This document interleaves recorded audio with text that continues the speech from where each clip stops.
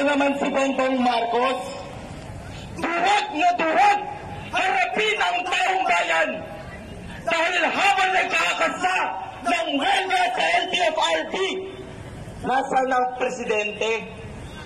Para sa kalaman ng lahat, si Bongbong Marcos naghahanda pumuntang Japan.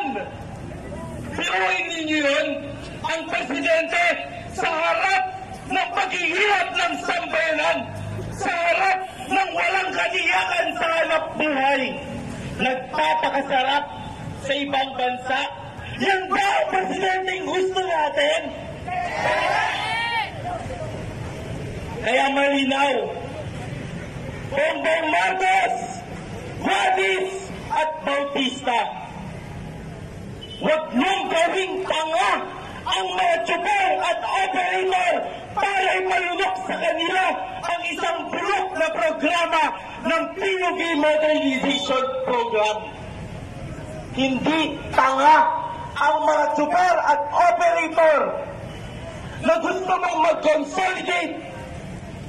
Palibasa, hindi tumataas yung bilang ng mga nagpapakonsolidate.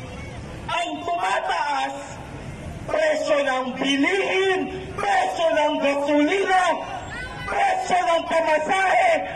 Yan ang tumataas sa ilalim ni Bongbong Marcos. Sa laban ng tsuper, kasama ang commuter.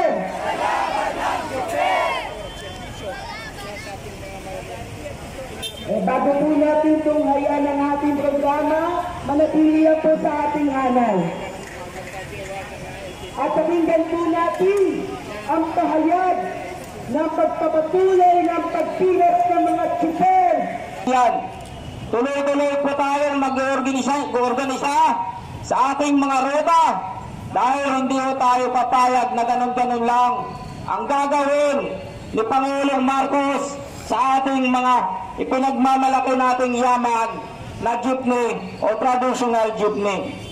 Ang iconic po na traditional jeepney ay buburahay na yata sa kasaysayan ni Pangulong Marcos Jr. Papayag ba tayo mga kasama? Hindi tayo papayag yan.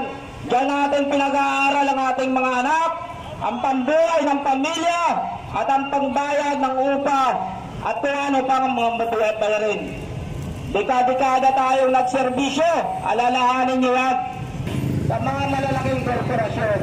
Kaya nga po natin siguro sa Japan ay nag-aanda na siya upang kausapin ang malalaking kumpanya, ang pulis, na Toyota, Isuzu at Mitsubishi. Ito ang mga dalawang malalaking kapitalista mga kasama. Ito ang sumasagasa ng pagpunta ng mga pangulo natin sa iba't ibang bansa. Hindi natin alam ang dala-dala nito mga polisiya na sasagasa sa ating kabuhayan. Kaya hindi tayo papayag mga kasama na ganun-ganun na lang. Dapat ang bigyan pansin ng gobyerno, palakasin ang lokal na industriya, kagaya ng mga local assembler natin na nagpapagawa tayo sa harap